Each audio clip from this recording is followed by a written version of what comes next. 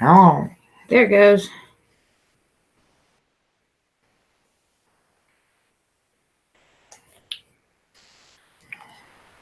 Share. Sharing is caring.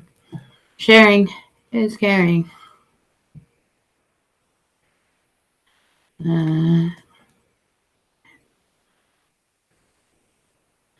Hi, Stacy. You just sit here and say our hello. Answer Cody Bazadula's email. Who? That guy. Answer email. What email? Like actual email? Because I'm not gonna lie, I don't check it. Baby, what up, you sexy Pendergrass? Hello, Steve-O. Hi guys. Hey, don't forget we are still doing that Christmas merchandise giveaway. So if you guys want to possibly win some free merch, hit that share button. All you have to do is hit the share button. I will check and see, and if your name has shared the post publicly and I see it, you get added to a list for free merchandise for Christmas. So if you want free merch, hit that share button for me.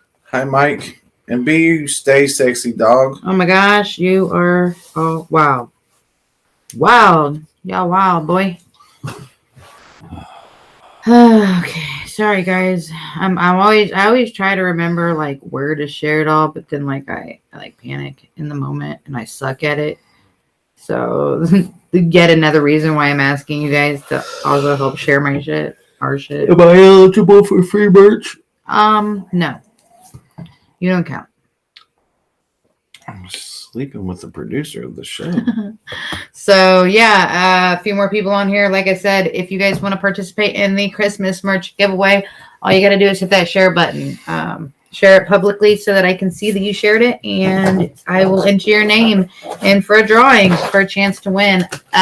Winners will be announced on Christmas, so keep an eye out for that, which is coming up. Yay! And if you want to be double eligible, look up Brandon Polani on Facebook and send him pictures of your butthole. Oh. Yikes. Okay, so hope everyone's having a good week. We are preparing to head to Florida, so that's gonna be super cool. Thursday, we're out this peak. You can go eat a bowl of poop, bitch. Cannot wait. This time I will not be riding any scooters, therefore I will not be breaking my wrist. I almost broke my wrist today. I'm gonna do one of those because you can't ever be too safe. I almost broke my wrist today. Walking. I was on a scooter, an electric scooter, going like almost 20. He was walking. Daytona Beach, Stacy. Our home away from home. I am so happy to be going. And it's my place. My spot, dog. I can't be. I worked all day. I've been nonstop working. We're like, dude, holiday season. It's rough. No days off. Rough, man. No sleep. We would have to work. I have to work all day Thursday. And Team no sleep, dog. Bring me a bump and I'll do it.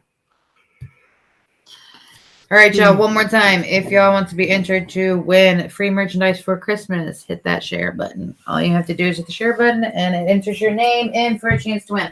I'm going to go grab something to drink. I'll be right back. So let the dummy entertain you. I'll be right back. I'm going to get a drink. My drink is empty. Like that little GIF, the girl in the GIF. Ugh. Well, it's from Little Rascals, but... Poop break. No! Work is you getting in your vehicle, B, and bringing me one of those fancy, festive, yearly candy canes of yours. Do you want anything, dear? Oh, thank you. I don't think there's a couple left in there. I'm fine. I'm back. Again, butthole pics to Brandon Polani. You leave that man and his inbox alone. He loves it. Mm-hmm. All right, guys. So, I don't really like to take a lot of time on the intros because it gets boring. So let's go ahead and do you have anything else you'd like to discuss? The only thing I wanted to discuss was the merch giveaway for Christmas. My best friend Brandon is one sexy bastard. That's all I have to add. Okay, so now that we've got that out of the way, let's jump right into this. Hang on, let me do that real quick. So tonight we are going to be discussing the Sodder Children. We're gonna call it. We're just the mysterious fate of whatever happened to the Sodder Children. So, just a little bit of what's to come. Essentially, on Christmas Eve, December 24th, 1945, a fire destroyed the Sodder family home in Fayetteville, West Virginia, in the United States. I don't know why I included all that. That was extra. And Poland, France. At the time, those that had been in the home.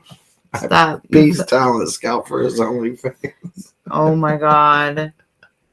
Are you done? Yeah. Are you done? Y'all are dumb. I love my friend Brandon. Oh my gosh. Okay, so we're recapping. Back at it. At the time of the fire, it was George, his wife Jenny, and 9 of their 10 children. They're all not their oldest. Their second oldest had gone away. He was off at the war at that time. Let me start out by saying also about this week's episode. I was totally derelict of my duties of participating, and my lovely wife done all the work, and now I know nothing. I'm just I'm here.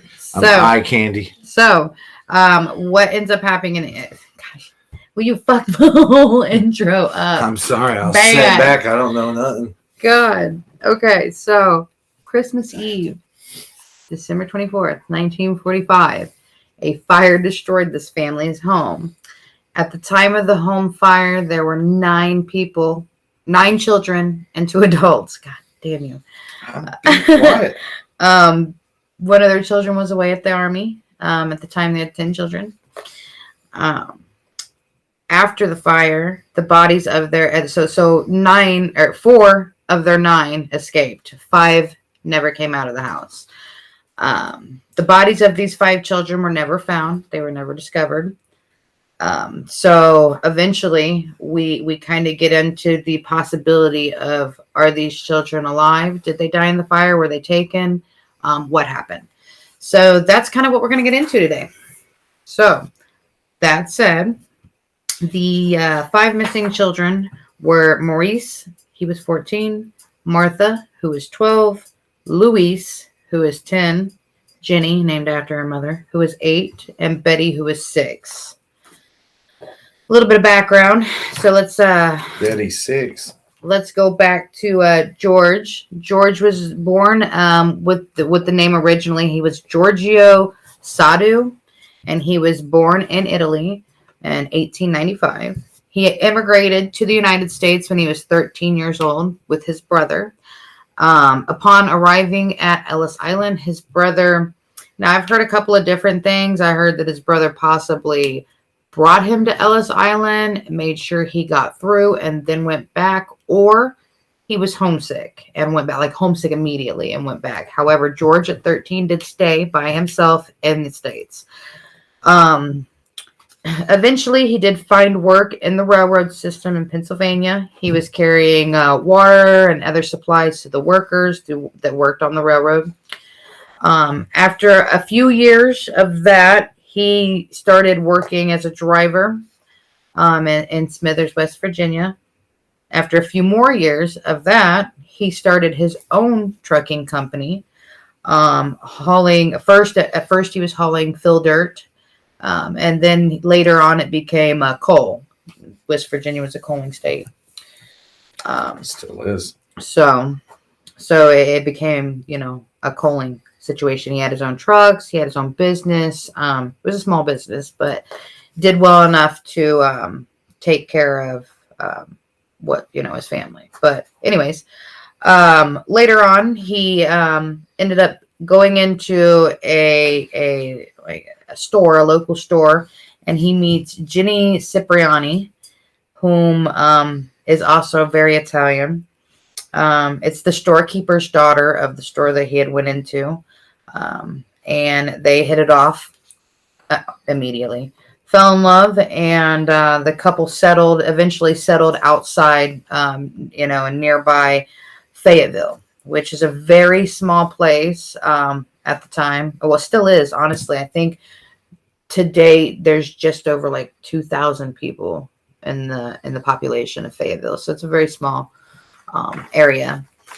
At this point in time, now I'm not sure if it's still like this now, but at this point in time, this area was primarily an Italian-based community, just a small section of mainly Italian. So they settled in perfectly. It kept them close to their roots. When Jenny immigrated here, though, she was only 3 years old, so she doesn't really remember much of Italy. She was essentially raised in America, whereas George was 13 by the time he had come over. The old country, what us Italians like to call it. Also, it's worth mentioning that George never really spoke of why he immigrated to America, especially alone. He never really wanted to talk about his past in Italy. So he was just kind of one of those quiet, like, didn't really talk about his past kind of guys. So, yeah. Anywho, they ended up in a nice 2-story timber frame house 2 miles north of town. In 1923, they had their first of 10 children, as discussed, 10 children at the time. George's business prospered, and they became one of the most well-respected middle-class families in the area. So they were pretty well known, too. People liked them. George was very strong, opinionated. He wasn't shy on speaking and expressing his opinions as far as like dictatorship. My apologies. The dictatorship that was taking place at the time, which was Benito Mussolini. So at that time, Italy was under Mussolini's ordeal, his dictatorship. So George was very outspoken about his distaste for Mussolini. He didn't sugarcoat it. And so Italians are very well, they're known for being opinionated, and a lot of times, and a lot of times it's one way or the other. So you have still in this community, granted, yes, it's in America, but in this community you have people who are still supportive of Mussolini, and then you have people who are not, and George was definitely one, and there were other members of the community who were very much in support of Mussolini. Love you too, Steve. Even though they lived, in America. So anyways, the last of the 10 Sodder children, Sylvia, was born in 1943.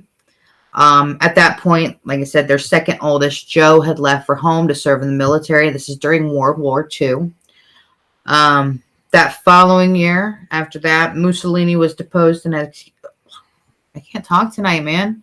And executed. However, George still continued to criticize the dictators. At this point, late dictator. Dictators. So again, he still even in death, he still continued to basically express his distaste of dicks that taste like taters. Stop! That's not what it meant. Okay, so now, and so as a result, so like I said, he continued to discuss these things. So in 1945, now in research, I've heard this be discussed a couple of different ways as well. There was a visit from a life insurance salesman who had came and offered to sell them life insurance. Now, I've heard the story be told as this was just like a random walk-up life insurance salesman, but I've also heard the story be told that this salesman he had worked with previously elsewhere. So this gentleman, to my knowledge, might not have been a stranger, and that's kind of how he came to try to sell George life insurance. Either way, after being essentially rejected. George decided, he didn't want the life insurance because he tried to sell him life insurance, particularly life insurance for the children, whom were children. So, why would he need life insurance policies on kids, so on and so forth. So he kindly disregarded, no thanks. Upon this news, this gentleman got disgruntled and proceeded to tell him that his goddamn house would go up in smoke. His children were going to be destroyed. And this is all in response to the dirty remarks he's been making about Mussolini. So Flo from Progressive talked to me like that once. So there's that. Another visitor to the house, who is potentially seeking work, had walked up on George while he was outside doing some work on his truck, to my knowledge. And like I said, George owned his own business. So this is 1945, so it's not uncommon for people to just kind of come up and be, so-and-so down the road, down at the gas station, said that you might have some work for me. So he walked up, asked George if he had any work. George said he did not. He was fully staffed. So at the time he had 2 of his sons working for him as well.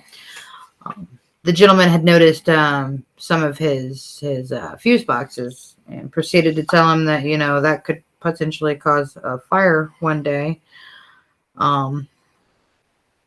Yeah, and then leading up to, which was odd. Okay, so the odd thing about that situation, we're just kind of we're talking about things that happened before Christmas Eve, 1945. And then, so the odd thing about that was George, this is a time when people were upgrading from gas stoves to electric stoves, and George had just switched from gas to electric. So he had it all installed, and had the company come out and make sure all of his power was up to par, because, that's a pretty big change in your household. Especially when, they were just really starting to switch over into electric. So they had just had the power company out, and the power company had checked everything and said, hey, everything's cool, no big deal. So he was a little confused by the guy's comment, but whatever, kind of brushed it off. And then I guess just before Christmas, we're talking days before Christmas, one day George's older sons, as they were watching out the window, watching the younger kids get off the school bus, because they would watch the kids get off the school bus and come home, they had noticed a van that was sitting close by and watching the younger children as they returned off the school bus to home. So these are a few things that kind of stood out all prior to this event. So now moving forward, we are now at Christmas Eve, 1945. The Sodders are celebrating, well, they're not celebrating Christmas. Marion, the oldest daughter, had been working in a Five and Dime, which is like a, basically like our Dollar Trees. It's kind of like a dollar store. But so she had been working there and had bought some gifts for the kids. And the kids had opened some gifts that she had provided.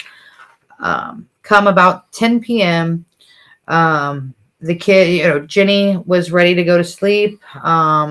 So was the father and the 2 older brothers. So around 10 p.m., the kids asked all the middle kids, the 5 that we're going to discuss, had asked if they could stay up later than usual, and play with their gifts, since it was, Christmas Eve. And the mother did agree, provided they remembered to put the cows in, feed the chickens before going to bed, turn the lights off, close the blind or the curtains, lock the door, all that stuff. Just your normal 1945 around the house type stuff. Which in some cases, this is still, how people live. Like, I don't live on a farm, or have cows and chickens, but some people still do.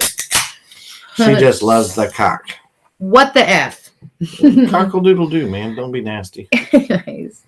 So, yeah, she did agree that, hey, if you get all your stuff done, that's totally cool. Go ahead, stay up. Just don't stay up too late. And yeah, so she goes upstairs and she goes to bed.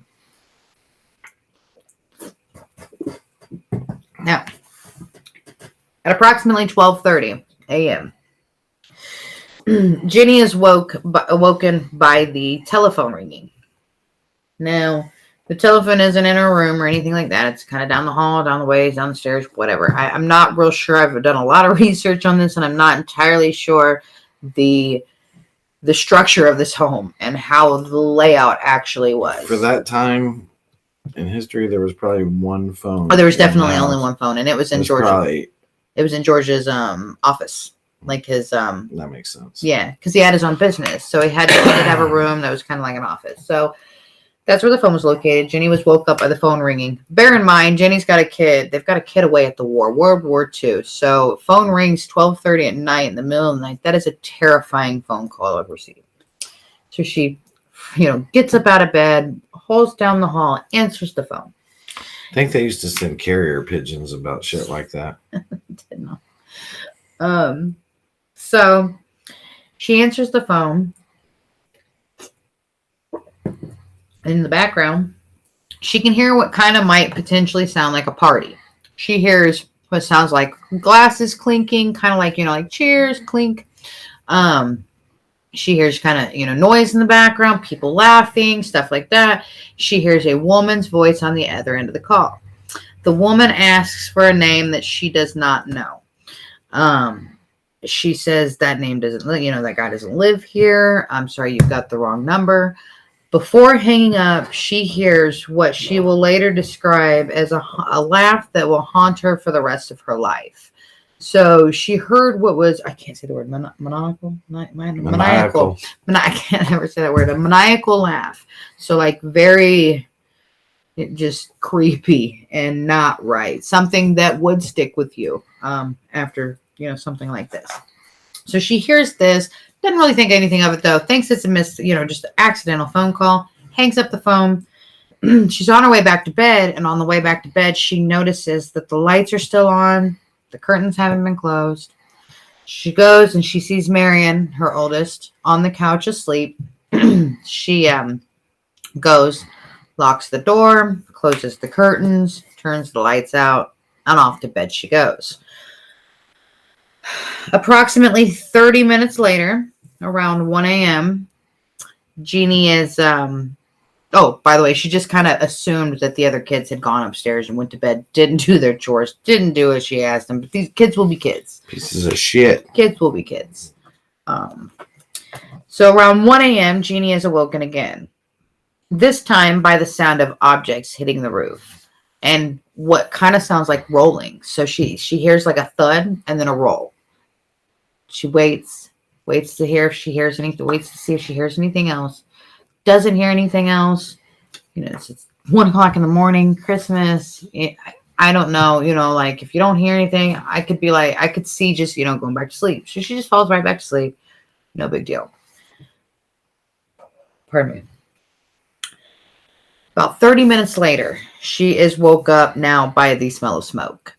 She immediately gets out of bed. She opens the door and she finds George's office where the phone is, fuse box, all that fun stuff. She sees it just fully engulfed in flames. It's on fire. It's being eaten by flames. Flames were gorfing. Yeah. Gorfing. They're gorfing. So yeah, up in smoke, basically. So she immediately starts to panic, obviously. She runs into the bedroom, wakes George up. Starts getting everybody else up, gets Marion up, has Marion take baby Sylvia. Sylvia's 2 years old at this point. Sylvia also sleeps in the same room as George and Jenny. So Marion takes Sylvia outside, out the house they go. We get the 2 older sons, we get them woke up. They're hauling down these stairs, and these stairs, this fire's going, and these stairs are starting to be eaten by this flame. These guys run out of this house and their hair is literally singed. So, I mean, this is a serious fire. Like it's going down. So at this point, as those boys though, as they're running out, they're yelling up the stairs, yelling at the other kids, you guys, come on, let's go. The house is on fire. Get out. So they run out and they're just waiting on the other kids to come out. Waiting. No one's coming out. So at this point, we've got George and Jenny, the parents. We've got Marion and Sylvia, the 2 girls, the oldest girl and the youngest girl. And we've got John and George Jr., which at this point are the two oldest boys. This is the oldest son and the third oldest son. The second one's away at the army or in the army. So yeah, and at this point we're realizing, hey, nobody's coming out. So George starts to go into a full-blown panic. He goes in efforts to find any sort of aid and rescue that he possibly try to rescue these children who are, unexpectedly just stuck in this fire. They did try to make a call. Phone didn't work. So Marion ran to a neighbor's house to call the fire department. Couldn't get an operator on the phone. Not, bear in mind, this is 1945. You call the operator. The operator places you through. Couldn't get the operator to pick up. And if the operator doesn't pick up, your call doesn't get connected. So a nearby neighbor seen the fire and also tried to go to a nearby tavern, tried to make a phone call. Operator still wouldn't pick up. So that actual neighbor is the one who found, he went and located the fire marshal himself. Said, hey, we got a fire. We got to get this going. So at that point, the fire marshal initiates, at this point in time in 1945 in this very small town, he initiates their form of the fire alarm, which is essentially a phone tree. So it's a real life game of telephone. So one person calls one person and says, hey man, we got a fire. You call the next guy. Hangs up the phone, starts getting ready. This guy calls the next guy. Hey man, we got a fire. You call the next guy. Hangs up the phone, starts getting ready and heads to the. So this is how, it's not like it is today. It's not like, hey, you dial 911 and you're like, hey, my house is on fire. I need help. Send the fire truck. It's not like that. Fortunately, we have it the way we do now. So this is all being initiated. And during this time, like I said, George is panicking, trying to find some sort of way to rescue his children. So he attempts to scale the side of the house and break a window. He breaks a window, and in doing so, he slices his arm open bad. Doesn't realize it, though. Full-blown adrenaline. He's not able... Pardon? Hi, Ronnie. Hi, Ronnie. Yeah. He's not able to get in through the window. Unfortunately, he wasn't able to get to it. So he's like, okay, you know what I'll do? I'll go grab my ladder. I can get in the window with the ladder, no problem, right?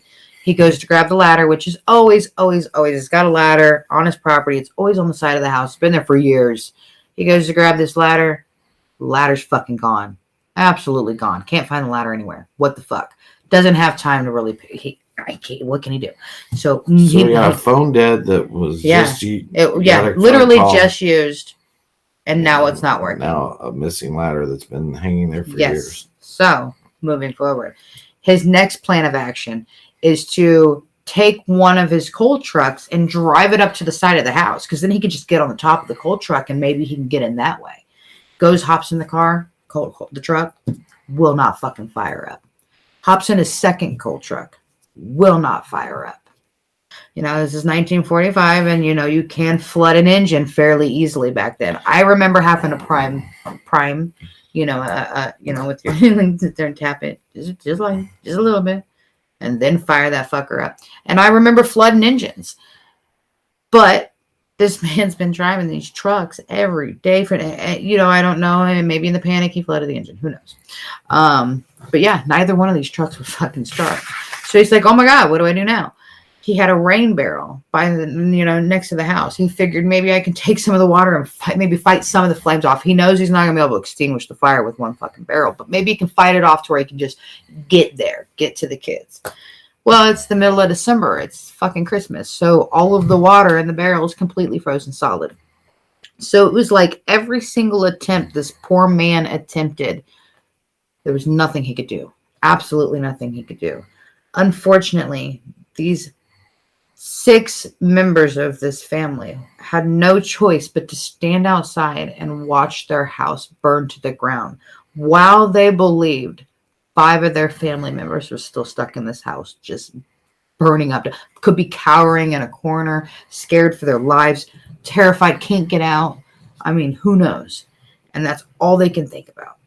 Now, like I said, that fire chief, F.J. Morris, he's initiated this whole ordeal. And here's the funny thing. Let's backtrack a little bit to this fire department. This fire department's 2.5 miles down the road. 2.5 fucking miles away from this house.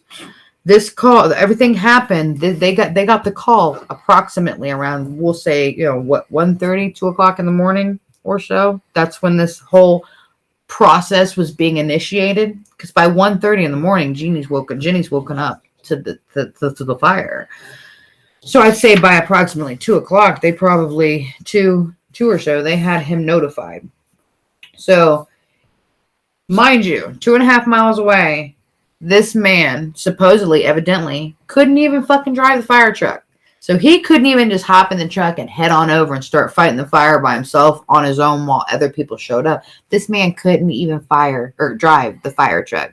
Now, let me ask you, what planet can you, again, this is 1945 and a lot of these people are volunteers, so I get it. But shouldn't the chief of your fire department know how to drive the fire truck? That's terrifying. I couldn't even imagine. Or how embarrassing that must be to be like, yeah, I'm the fire chief, but I don't know how to drive the fire truck. I gotta wait for somebody else. That movie with Chevy Chase where the sheriff of the town rode around in a taxi? So anyways, now, the firefighters finally arrive on the scene. Would you like to know what time they arrive on the scene? So like I said, this call came in probably about 2 o'clock in the morning. And they initiated this whole fire sequence, this whole phone tree. I imagine it was hours away. It was 8 o'clock in the morning. 8 o'clock in the morning. Rise on me as a fire chief. This fire started at approximately, we'll say between 1 and 1:30 in the morning. And they did not arrive on the scene until 8 o'clock in the morning. By the time they arrived on the scene, this house had burnt all the way through. So, to my knowledge, there were roughly 2 stories. I'm assuming 2 stories in a basement. Either way, everything came down. Everything was reduced to a pile of ashes and, just chaos all into the basement. One of the firefighters who actually responded on the scene was Jenny's brother. Unfortunately, by the time they got there was so little that they could do. The only thing they could really do is sift through the ashes that were left in the basement.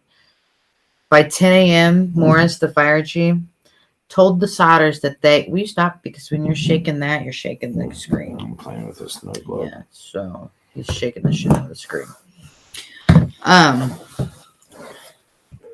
By 10 a.m., Morris told the Sodders that they had not found any bones and might have been expected, or as might have been expected, that, you would find bones. But in this case, he literally told the family that they burnt up in the entire, they had 100% been cremated completely in this house fire because there was absolutely no bones, no sight of these 5 children. So after all of this was said and done, Morris told George to leave the site undisturbed so that after Christmas, which is kind of fucked, just wait until let us have our fucking Christmas. You can wait and we'll come back and do a full search and investigation after Christmas. After everyone else has had their beautiful, wonderful holiday. Their reasoning was probably they're not going nowhere. But that's so fucked. That's sad. I feel like that's not how it goes these days, right? They would start investigating even if it's Christmas. Oh, yeah, they'd get right on top of it like they did 9/11. And OJ. It's just really upsetting. That's so sad. So anyways, he tells them not to disturb the site. However, within, I've heard all kinds of different dates on this. I've heard within 3 days, 4 days, 5 days. Either way, it was roughly within about 5 days, less than a week. George and his wife could not bear the sight anymore because, bear in mind, they own this piece of property. So now that their house is gone, they have to rebuild. They need a house. They still have children. They still have to themselves. And this is 1945. So you build another fucking house. They're building another house on the same exact piece of property. So at this point, they couldn't bear the sight of the whole situation. Because you got to understand, they just lost 5 kids. They're fucking in shock. So he proceeds to bulldoze the entire fucking area against recommendation. He bulldozes the entire area and fills it with 5 feet of dirt. And proceeded to convert it into a memorial garden for their lost children. So Ginny planted flowers, all kinds of stuff. So it became a memorial garden for their children. The local coroner, the local coroner and coroner's jury had concluded that the fire was caused by faulty wiring, which we're going to come back to that. And a little fun fact here that I don't want to forget. Among those jurors who deemed this fire caused by a faulty wiring happened to be the same man who threatened George that his house would be burned down and his children would be destroyed in retribution for his anti-Mussolini remarks. So there's that.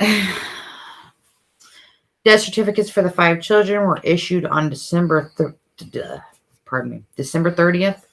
And I think, if I'm not mistaken, somewhere I've got these kids' birth dates. I think that might have been one of the kids' birthdays too. So that's I can't even. That's absolutely fucking terrible, guys.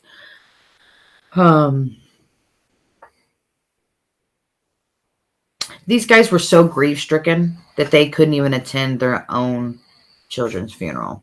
And I can't blame them. I couldn't even imagine losing 1 child, much less the thought of losing 5 of your fucking kids. Like, you got 10 kids and you lose half of your entire family. Could you imagine what that would feel like? No. This is the scariest fucking thing in the world as a parent, is losing one of your children. Ever having to face that. I have friends who have had to face it. I've seen it. It's horrible. So I couldn't imagine losing 5 of your children all at once.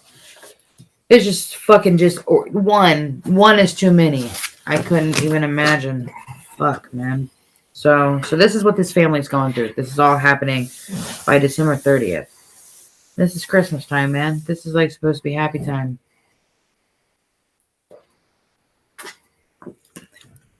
Real quick, before we move forward, just a quick interruption, since we might have new viewers here. If you would like to get entered for the Christmas giveaway, Christmas merchandise giveaway, hit that share button. Don't forget to hit that share button. It will enter you in for a chance to win free merchandise as long as you share it publicly and I can see your name. All right. And we're going back in. So, not long after all this stuff took place, the family, really starts to question what really happened, because this shit isn't adding up. And I think any parent in this situation would probably do the same, especially if there wasn't really any closure. Because, excuse me, I feel like in situations like this, not that you want, but you want to be able to say goodbye and in better ways than this. Like, there was no bones, there was nothing. There was nothing they could even put in a fucking box and be like, I love you, bones. There's nothing. So I can understand how almost immediately, you start to wonder. They wondered why, if it had been caused by an electric problems. As the family was running out of the house, as they're going out the house and watching their house burn down, they noticed Christmas lights on still in the window. When they were going through this house, they had their house lights on. With all that smoke and all that fire, they wouldn't have been able to see to get out if it hadn't have been for the lights on. And this is all stuff they've talked about in later interviews and stuff. So, had it been faulty wiring, wouldn't that, and especially you're thinking of fuses in 1945. Knob tube wiring. Wouldn't it have killed all the power if it had been a faulty wiring? It would have killed all that. They wouldn't have seen the Christmas lights on outside. They wouldn't have had lights to get out of the house. Then they got to thinking about that ladder. That ladder they couldn't find. Well, they found it. They found it. And an embankment 75 feet from the house. Somebody had moved it and thrown it in an embankment 75 feet from the house. So that started to come into play. They started thinking about that telephone call. You know, why the laugh? Stuff like that. Then they got thinking about the gentleman who showed up on the piece of property asking for a job.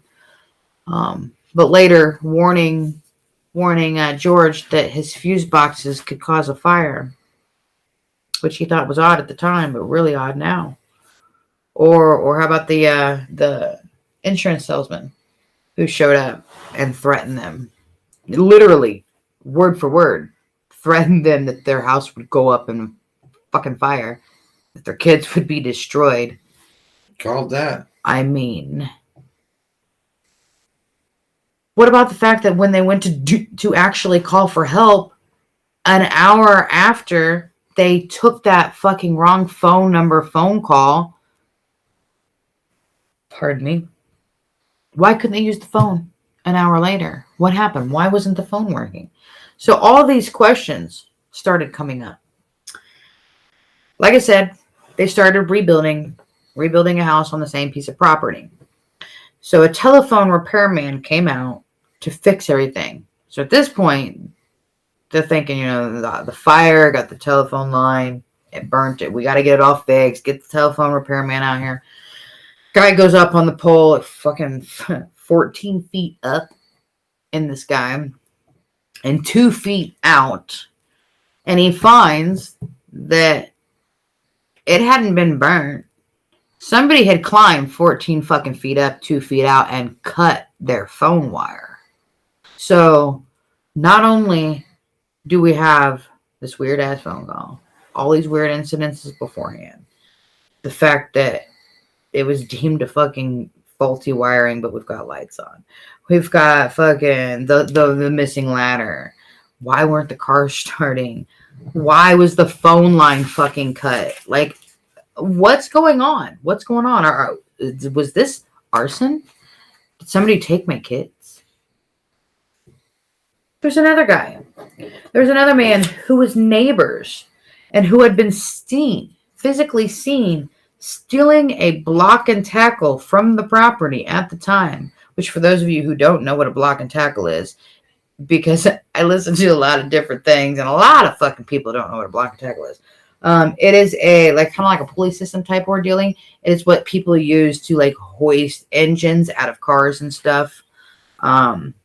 So not that the trucks were missing their engines, but what if that man tampered with the trucks? Well, anyways, he was later identified and arrested. This is all around the time of the fire that he was seen stealing all this shit. So he was later identified and arrested. He admitted to the theft and did claim that he was the one who cut the phone line. He admitted to that too. But he admitted to it thinking that it was a power line and that he was cutting the power.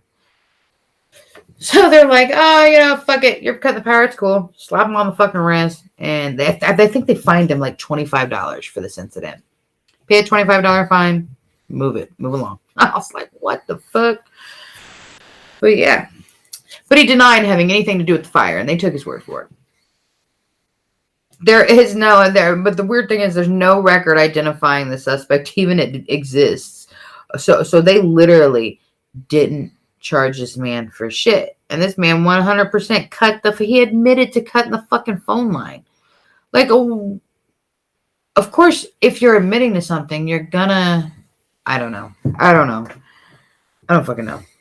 Maybe we'll circle back around it.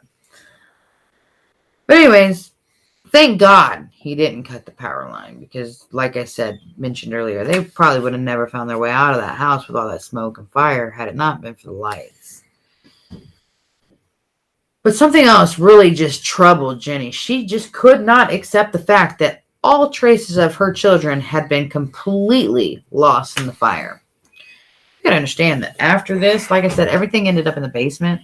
After this, there were still household appliances that were pulled out of that wreckage that she could identify. You can identify a fucking toaster still and parts of like your roof and shit like that. Like there was eventually they find a fucking partially burned dictionary that belonged to these children. But you're meaning to tell me that all 5, not 1, 2, 3, 4, all fucking 5 children burnt up without a trace. No bones, no bodies, no nothing.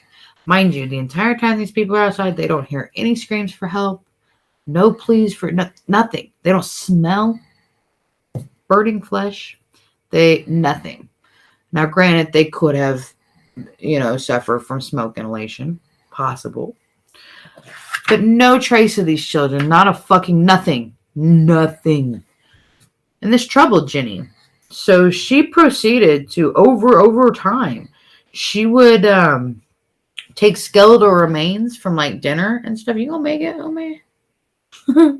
She would take skeletal remains from like dinner, like chicken bones and pork bones and stuff like that, and she would put them in fire. She would catch small piles of she would set these bones on fire and try desperately to reduce these bones to nothing. And every single fucking time, there were bones left behind. Every time. She even got so fucking curious that she went to a crematorium and asked a local employee. And the local employee told them even after the bodies had been burned at 2,000 degrees for 2 hours straight, 2,000 degrees for 2 hours straight, that even then, some of those bodies were still not reduced completely and had to be put through a second time. This fire actually burned like a full-blown blazing fire for approximately 45 minutes or so. It was reduced within 45 minutes. This house was built of timber. So, it burnt quick, unfortunately.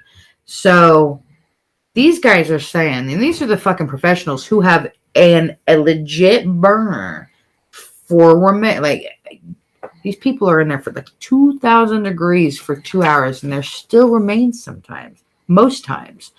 And you're telling me, I can't remember what they said about an average house fire, but it burned anywhere from like 1,200 to 1,500. I could be totally wrong. I'm just going off of what I think sounds right from what I've heard. I don't have it actually in my notes, but put it this way. It's not as hot as a fucking, as being cremated. And even then, in some cases, after 2 hours, there still remains. So it's not adding up, essentially, is what we're getting at. And Jenny was puzzled by this. She stuck to this for years, couldn't understand why. She even did research and found a similar account in a newspaper in the same area where a house that had a family of 7 in it had burnt down, and all 7 people did not make it out of the house. All 7 people died in that fire, and skeletal remains for all 7 people were found in that fire. For all 7 people, not just like 5 of them or 4 of them, all 7 people easily identified. But you're telling me all 5 of her children disappeared without a fucking trace, just burnt up, gone. Nothing. Does that make sense? Pardon me. So that phone number, that phone call, later on, they ended up actually tracking this woman down as far as that phone call went. They tracked her down, the maniacal laugh and the weird missed phone call. I know, I nailed it. Fuck yeah. They tracked her down somehow, and she admitted to the call, but she said it was a wrong number. Genuinely a wrong number. And of course, if you were involved in any way, shape, or form, you're not going to be like, yeah, it was a signal call. I was calling to make sure, so-and-so is still in the house or whatever. You know what I mean? Like, so they did track her down there. She claimed it was, in fact, a wrong number, but I don't think that's entirely credible. They're just taking people's fucking word for shit. They're just like, oh yeah, that's the story. We're going to stick with it. Did you kill them kids? No. Works for me. Works for me. Essentially, that's what we're dealing with here. So, anywho, I believe you.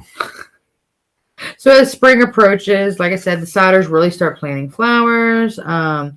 Jenny tended very carefully to this whole memorial deal for the rest of her life, even.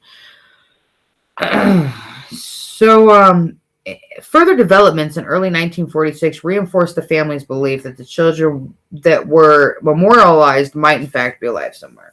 So now we have people who start emerging with like eyewitness accounts. We have a bus driver who comes out and states that on late Christmas Eve, he drove by and can recall seeing people throwing what looked like fireballs onto this house. A few months later, after the snow had melted and Sylvia was out there tending to this whole area, this wreckage area, or not Sylvia, Jenny, my apologies, Sylvia, the little girl, had found a small, hard, dark green, rubber-like object in the brush nearby. George, recalling his wife's the account of the loud thump and a rolling sound before the fire, said that this ball looked like a pineapple bomb, a napalm pineapple bomb hand grenade, or some other type of device that's potentially used in combat.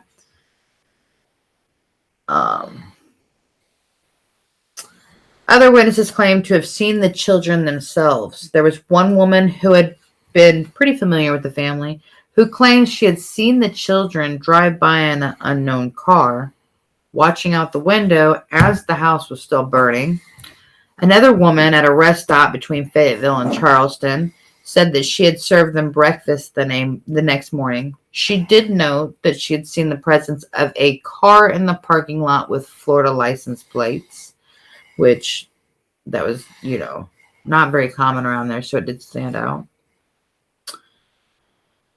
Another gal had mentioned that she had seen them in a hotel, and she tried to talk to the children, but they were accompanied by 4 adults who appeared to be Italian, 2 women and 2 men.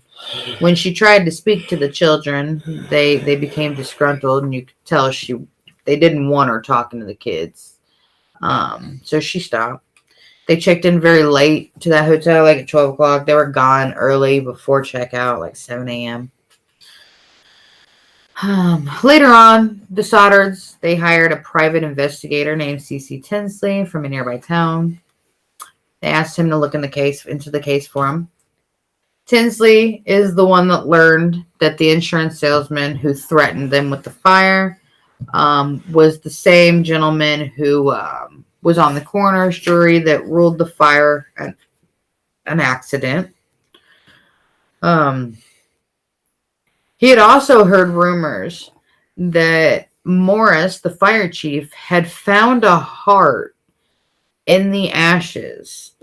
So the same guy that claimed there were no remains. He heard a rumor that Morris claimed that he had found a heart, which he had later packed away into a metal security box and secretly buried it on the scene.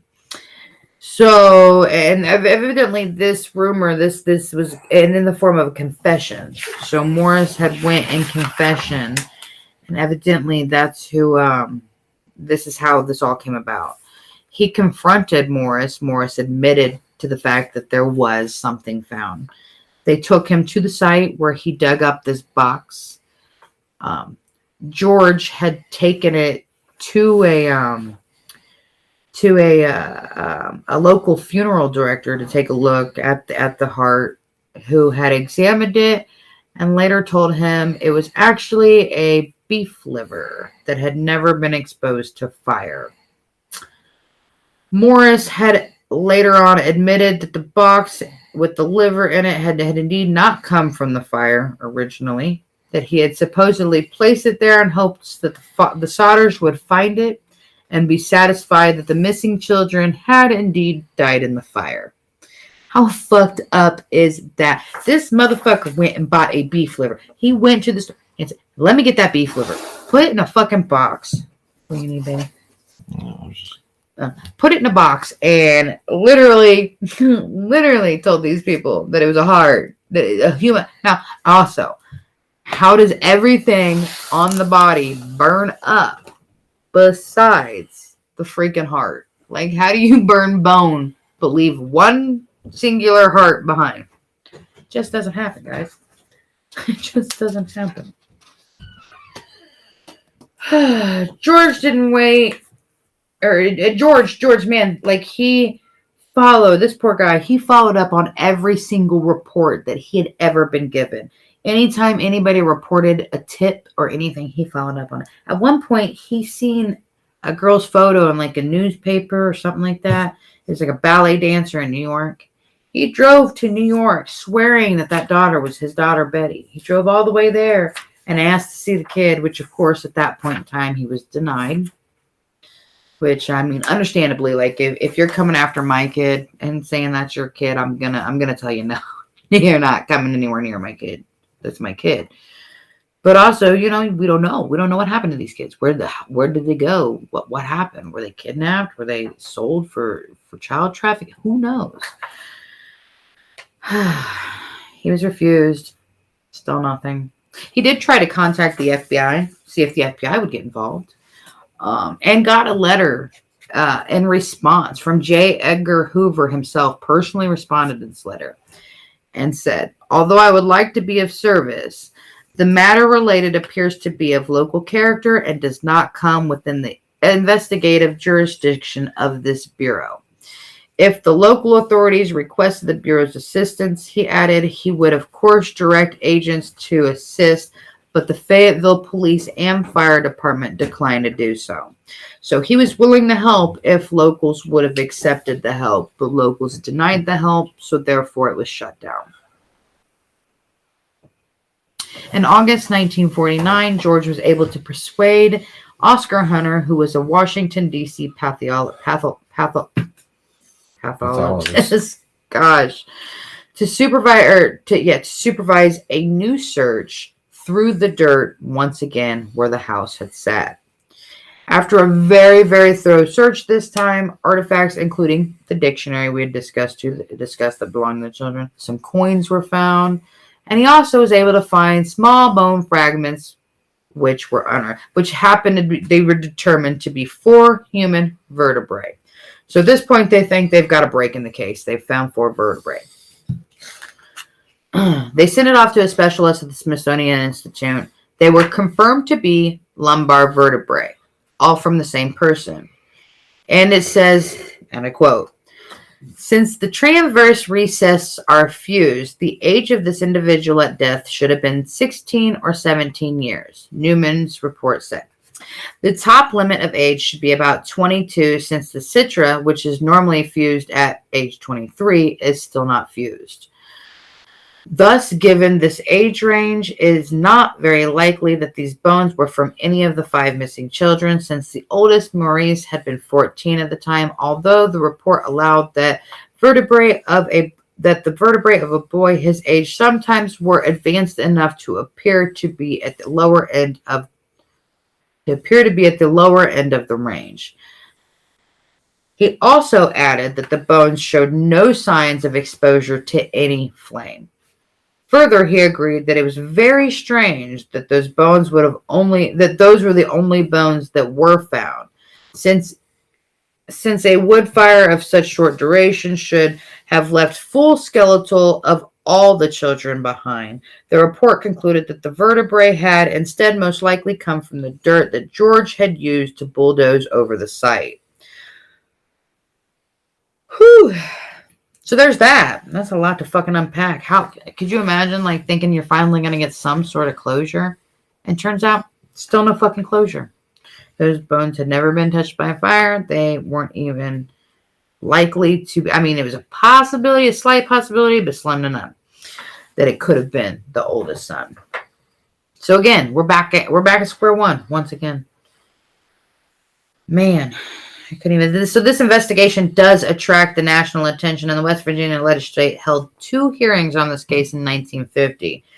Afterwards, however, the governor and the state police superintendent both told the Sodders the case was literally, and I quote, hopeless, and closed it at a state level. The FBI decided its jurisdiction had It had jurisdiction as a possible interstate kidnapping, but dropped the case after 2 years of following fruitless leads. That is absolutely fucking devastating. With the end of the official efforts to resolve the case, the Sodders did not give up hope, though. They printed flyers of their children, offering a $5,000 reward, which soon doubled to $10,000 for information that would have helped settle the case, even one of them. In 1952, they put up a billboard on the side of their house, and this was along U.S. Route 60 near Ansted, West Virginia, with the same information that was on the flyer. This information would literally proceed to talk about how they lost their children, how they believed that their children did not die in the fire, so on and so. I mean, it was a fucking. I believe I posted a picture of it. I think that would have been it was on my flyer for this particular show. So yeah, I mean, it was a big deal, and it sat there. It sat there for several many years. So anybody who drove that route has seen that billboard. The family's efforts soon brought another reported sighting of the children after the fire. A woman who ran a Charleston hotel. Oh, that's the woman who claimed that she had seen them with the Italians, but they wouldn't let him speak. George followed up on, like I said, all these tips, but never really came anywhere. In 1967, George went to the Houston area to investigate another tip. A woman there had written the family saying that Lewis had revealed his true identity to her one night after having too much to drink. She believed that he and Maurice were living in Texas somewhere. However, George and his son-in-law, Grover Paxton, this would have been Sylvia's husband, I believe, were unable to speak with her. Police there were able to help him find the two men she had indicated, but they had denied face-to-face being the missing sons. Paxton said years later that he that doubts about that denial lingered in George's mind for the rest of his life, meaning George, for the rest of his life, questioned whether or not those were actually his children. And for some reason, maybe they had to deny the fact that they were. Another letter later on was received. This was what they believed was the most credible evidence that at least Lewis was still alive. One day, Jenny found in the mail and addressed just to her, not George, just to her, postmarked Central City, Kentucky, but with no return address. Inside was a picture of a young man around 30 with the features strongly resembling Lewis, who would have been in his 30s had he survived. On the back was written, Lewis Sodder, I love brother Frankie. Little boys, A9012 or 35. So, it's kind of cryptic and weird. Lewis Sodder, obviously, is the name of the potential boy in the photo. I love brother Frankie. Now, there wasn't a child named Frankie, but rumor has it that Lewis called one of these brothers Frankie as a nickname. And as far as the numbers go, at this point in time, that was actually an Italian zip code. So that could mean something. Maybe it doesn't. Who knows? The family at this point, though, hired another private detective to go look, through Central City to see if maybe they could find where this came from. They paid him, so on and so forth, and he took off, and they never heard from this man again. Some say that he took the money and ran. Some say maybe perhaps he was paid off, and told not to say anything. And some even say that maybe he was, just disposed of for even getting involved. So who really knows whatever happened to him? All I do know is the man was never seen again. So there's that. Nonetheless, they believed this picture was in fact their son. They did add it to the billboard, hoping to receive more information. And they also enlarged a photo of it and put it over their fireplace. I cannot imagine these family members trying. holding on to hope for as long as they have. This is just absolutely upsetting. They had felt like they hit a brick wall, like they couldn't go any further, but nevertheless, they vowed to continue. Time is running out for us, George admitted in an interview, but we only want to know. If they died in the fire, they died in the fire. We want to be convinced. Otherwise, we want to know what happened to them. I mean, they even went out to say that they would not press any sort of charges. They just wanted to know what happened. Did they survive? Did they die? Loose ends. It's horrible. Loose as fuck. It doesn't end. It doesn't end there. So unfortunately, in 1969, George Sodder did die. Jenny and her surviving children, except for John, who never talked about that night of the fire, and did say that the family should accept it and move on with their lives. The rest of them did continue to seek answers to their questions forever, wondering these children's fates. After George's death, Jenny stayed in the family home, putting up fencing around it, and even added on additional rooms, basically trying to distance herself even further and further away. For the rest of her life, she wore black, only black, and mourning, and tended to the garden at the site religiously. Finally, in 1989, 20 years after her husband's death, she finally passed away. I couldn't imagine losing all that and then losing you and having to live 20 more years. 20 more fucking years. With all of that. That would break me. This poor family. So in 1989, after Jenny did die, the family did take down the weathered, worn billboard. But the surviving children did continue to search, joined by their own children, the grandchildren.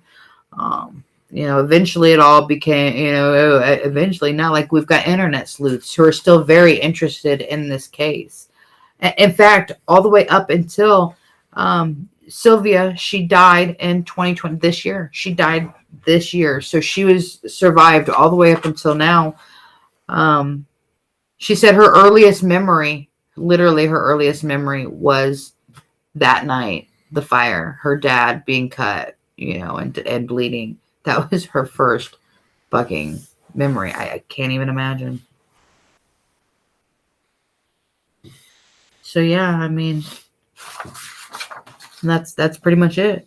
One more thing that I heard in study. I didn't do a lot of research entirely to 100% verify, but I did hear that after all of this was said and done, her and George did have, I think, possibly an 11th child. And again, I'm not 100% sure because I didn't have time to fact check, but I did hear that they might have even had an 11th child afterwards and that it passed away. So I couldn't imagine having lost all of this and then it was like one more just nail in the coffin. This poor family. That was so much. Fuck story. So a lot of people think that, I think the biggest theory here is the Sicilian mafia. Now, I believe that it is. I wholeheartedly believe that it is organized crime related. I do believe that. I believe that possibly something that George had going on, and maybe this is why he immigrated here. Maybe he was getting away from something in Italy. He never much talked about it. He never talked about why he came here, why he got away. So maybe it had something to do with that. Maybe mafia related. Some people thought that maybe the mafia tried to extort him for money and he denied. Who knows? We're talking the Italian mafia. This is some scary shit, and this is 1945. So this is no bullshit. I mean, he lives in an Italian, like, I could have been about it. We don't know. But I do believe that the children were taken from the home. I do not believe they died in the fire. I believe they were taken from the home. I believe that phone call was part of it. I believe that potentially, possibly. So a lot of people wonder, how did they get 5 children out of the house without waking up Marion, who was asleep on the couch? Perhaps maybe Marion fell asleep early. Shortly thereafter, Jenny and George went to and the rest. Maybe she fell asleep early and the kids stayed up. And then they were like, oh, damn, we got to go do our chores. We got to go put the cows up, put the chickens up, and lock everything up. So maybe all the kids just went out and did it all together. Maybe that's when they got them, when they were outside doing chores. I also know that back then, wasn't chloroform a hell of a lot easier to get your hands on? A lot easier than it is nowadays. Oh, right? What? So wouldn't it be so simple for someone just to have snuck in the unlocked door that they forgot to lock and quietly walk past the sleeping girl on the couch and chloroform those children and take them out? I mean, could have been that simple. I do believe the phone call, I think possibly that they were gone even before that phone call took place. And I think that phone call was just to make sure to verify, that they were still in the house and that they hadn't realized the children were gone. And then that was the point that the guy who cut the phone wire, I think they were all involved. I think everyone is involved. I think the gentleman who was on the coroner's jury, I think he was involved. I think that either that private investigator that disappeared, I think that either he was either killed or paid off to look the other way. Don't go back to that family. You take their money, you run. Here's more money. You do not go back. You know what I mean? Like, or maybe he was just threatened. Maybe he was threatened to never fucking go back.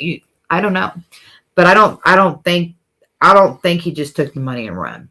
I think there was more to it. I think he was told not to get involved. And also, a lot of people think, well, when these kids grow up, I mean, these kids remember they had a family. They were old enough to. The oldest one was 14. You don't forget your fucking family. I mean, brainwashing is a real thing, but you don't forget your family. I think that they were threatened and they watched what happened to their family. They watched their house go up in fucking smoke, and they were told that if they ever came back, if they ever tried to contact their family, if they ever came out with the truth, that they would be killed themselves. So I do believe that this was very much, I can't, with everything else that happened, like, there's no fucking way there's that many absolute coincidences. That's too many coincidences. That's too many. No. Too much shit. It's just like, are you kidding me? Like, this just happened. This just happened. This just happened. I don't think it was coincidence. I don't think it was. It was the family. I don't think it was. And here's real quick. There's here before we end this. And like, what was it? 1995 or something like that. There was a case of a woman who had like a 10-day-old baby. She puts her little baby to bed. She goes to sleep. That. Yeah, she goes to sleep. They wake up in the middle. She wakes up in the middle of the night. Her house is on fire. She starts to panic. She goes to get her baby out of bed and get out of the house. Her fucking 10-day-old baby isn't in bed. It's gone. And you know that and the baby didn't go nowhere. Like, something happened. The fire was ruled arson, but they determined that the baby had burnt up in the fire. Just like these children, no remains, nothing was found. They gave her a death certificate for that child and everything. And that was that. Later on, 6 years later, the woman is at a birthday party and sees a little girl at this party, and she can't stop staring at this little girl. She sees the dimples, and these dimples just, something about this little girl, man, like, she just can't. It's fucking with her. She can't stop thinking about it. She goes up to this little girl and she pretends like this little girl's got gum in her hair. And she's helping her get the gum out of her hair. She pulls some of her hair so that she can go DNA test this hair.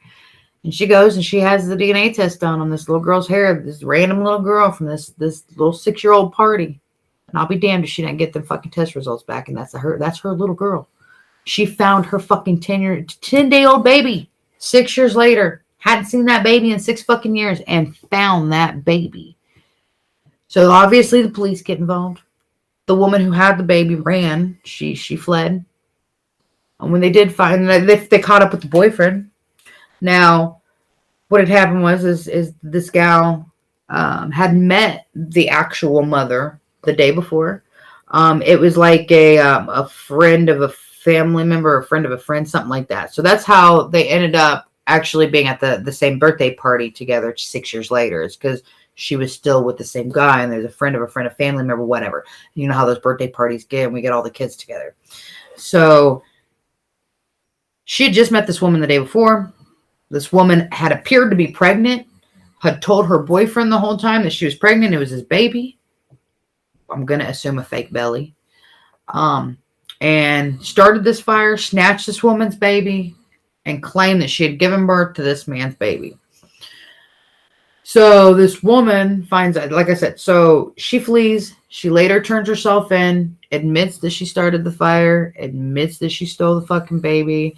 They they sentenced this woman 9 to 30 years and let her out on parole 9 years later. So that woman's just out walking around after snatching motherfuckers' babies. This is like, what the...